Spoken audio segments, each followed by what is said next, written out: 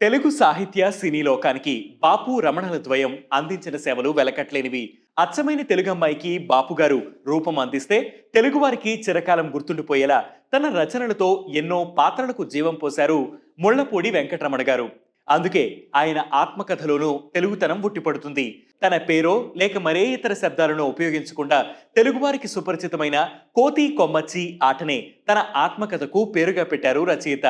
ఈ పుస్తకంలో ముల్లపూడి తన జీవితంలోని తొలి రోజులను అక్షరబంధం చేశారు. ఆయన బాల్యం, బాపుగారితో ఆయన బంధం మొదలైన అన్ని విషయాలను ఈ పుస్తకంలో పొందుపరిచారు. ఈ పుస్తకాన్ని ముల్లపూడి తన ఆత్మకథగా కాదు, ఇది బాపు రమణల ఆత్మకథ అని పేర్కొన్నారు. బాల్యం, ఆయన పడిన కష్టాలు మొదలైన విషయాలన్నీ తనదైన శైలిలో రమణ గారు ఇందులో వివరించారు.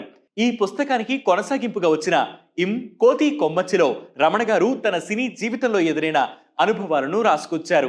బాపు రమణల ద్వయం తెలుగు సినీ ప్రపంచంలో ఓ కొత్త ట్రెండ్ ఎలా సృష్టించిందో, వారు ఎదుర్కొన్న సవాళ్లేంటో వంటి విషయాలు తెలియాలంటే ఈ పుస్తకాలు చదవాల్సిందే.